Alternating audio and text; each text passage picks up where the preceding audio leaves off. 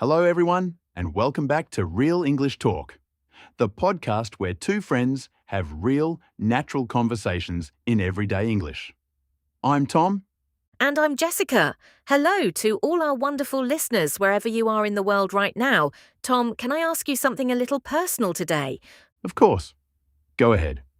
Have you ever been through a really difficult period in your life where everything felt hard and you struggled to stay positive? Honestly, yes.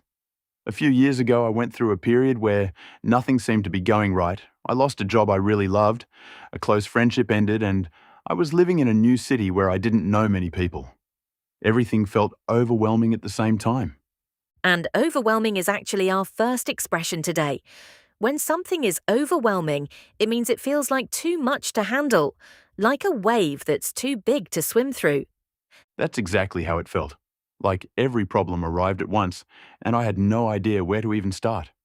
Which is why today's topic is so important and so human. Today we're talking about how to stay positive during hard times. Not toxic positivity, not pretending everything is fine when it isn't, but real, practical ways to keep going when life gets difficult. And we'll be learning some really powerful English expressions along the way. Stay with us. And if you enjoy learning with us, please subscribe to Real English Talk and give us a like. It really helps us reach more learners like you. Let's get into it. So let's start with something honest. I think people sometimes feel guilty for struggling, like they should just be stronger or more positive. But hard times are genuinely hard. Why is that? Because difficult periods often affect everything at once. Your mood, your sleep, your motivation, your relationships. It's not just one problem, it's how that problem changes the way you see everything else. And that's where perspective becomes so important. What do you mean by perspective in this context? When you're going through something really difficult, it's easy to feel like things will never get better. Your perspective narrows. You can only see the problem right in front of you. But perspective means stepping back and trying to see the bigger picture. This moment is real and it's painful, but it is a moment, not a permanent state. That's one of the hardest things to remember when you're in the middle of it. When you're struggling, it genuinely feels like it will always be this way. It does. And I think one of the most comforting things anyone ever said to me during a difficult time was, "This too shall pass." It's an old expression that means every difficult situation, no matter how painful, eventually comes to an end. It's simple but genuinely powerful. And it doesn't minimize what you're going through. It just reminds you that change is always happening, even when you can't feel it. Another thing that makes hard times harder is that we often compare our difficult moments to other people's highlight reels. You look at someone else's life and think, why is everything working out for them and not for me? The comparison trap. And social media makes it so much worse. Nobody posts about their hard times the way they post about their good ones. Exactly. Everyone is going through something. Some people are just quieter about it. And knowing that, really knowing it, can help you feel less alone. Okay, let's talk about something that I think gets a bad reputation sometimes. Finding the positive in a difficult situation. Because some people hear that and think, that's just toxic positivity, pretending everything is fine. There's a really important difference. Toxic positivity says, don't feel bad, just be happy. It dismisses real pain. But what we're talking about is something different, looking for the silver lining, and that's a beautiful English expression. Where does that expression come from? It comes from the idea that even the darkest storm clouds have a silver edge where the sunlight is shining behind them. So every dark situation has some light in it, you just have to look for it. And looking for the silver lining isn't about denying the pain. It's about acknowledging it and choosing to also look for what might be growing from it. Exactly. And that connects to another powerful idea, reframing. To reframe something means to look at the same situation, but from a completely different angle. Can you give an example of reframing from your own life? Sure, a few years ago I had a project I worked incredibly hard on, and it completely failed. My first reaction was, I wasted months of my life. That was devastating. But over time, I reframed it. I didn't waste those months. I learned more about what doesn't work than any success could have taught me. That knowledge went into everything I did next. The same facts, same experience, but a completely different meaning. That's the power of reframing. And it's not always easy.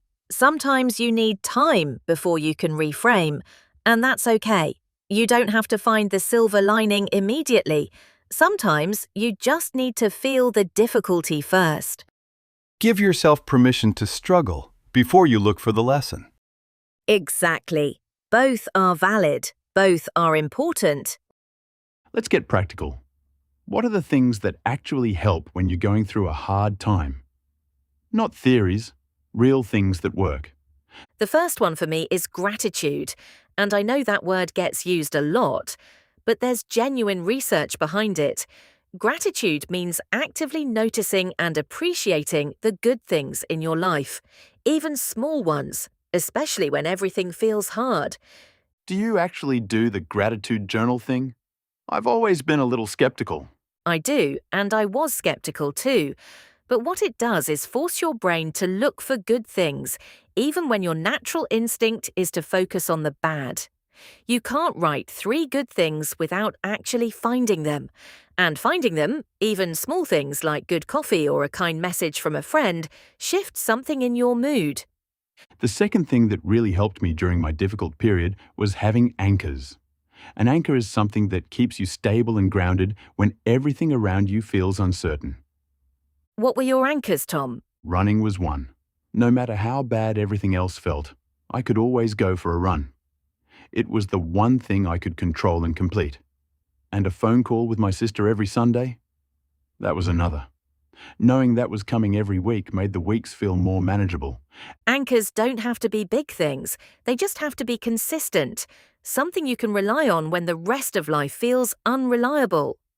And the third thing, and this is one a lot of people resist, reach out. To reach out means to contact someone and ask for support or connection when you need it. So many people go through hard times alone because they don't want to be a burden. But reaching out is not weakness. It's one of the bravest and most effective things you can do. And often the people who love you are waiting to be asked. They want to help. They just don't know you're struggling unless you tell them. And resilience, which is our next word, actually grows stronger when you let people in. Resilience is the ability to recover from difficult situations. It's not about never falling down, it's about getting back up. And resilience connects directly to our next expression, bounce back. To bounce back means to recover from a setback and return to your normal self, or even become stronger. Before we close, let me share one final expression that I think sums up today's episode perfectly. One day at a time. It means focusing only on getting through today, without worrying about tomorrow or next week or next month. One day at a time. It sounds simple, and it is. But when you're overwhelmed, it's one of the most powerful things you can tell yourself. You don't have to solve everything today, you just have to get through today. All right, vocabulary review. 10 words from today. Ready? Ready. First, overwhelming. When something feels like too much to handle. When everything went wrong at once, it felt completely overwhelming. Perspective. The way you see and think about a situation. Keeping perspective during hard times means remembering this is a moment, not a permanent state. Silver lining. A positive aspect within a difficult situation.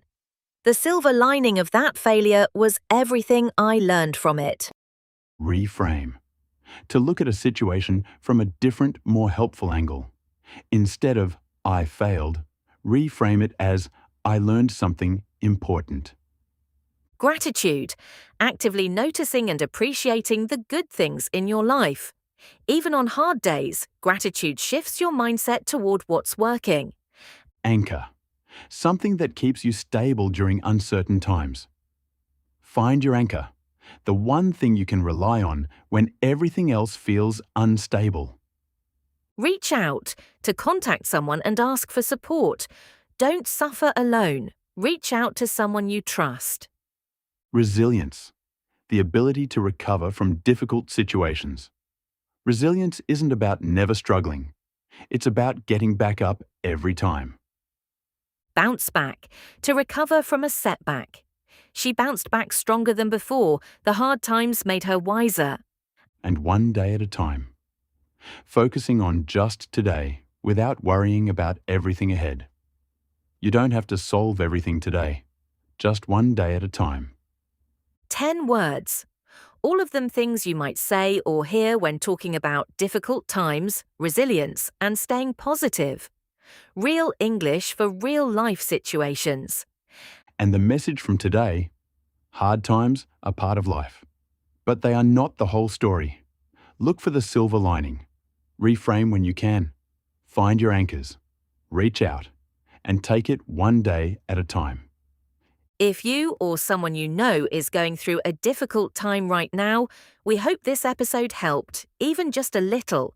And if you enjoyed it, please subscribe to Real English Talk and share it with someone who might need to hear it today. Tell us in the comments, what helps you stay positive during hard times? We read every single one. Until next week, I'm Tom. And I'm Jessica. Take care of yourselves and each other. We'll see you in the next episode. Goodbye, everyone. Goodbye.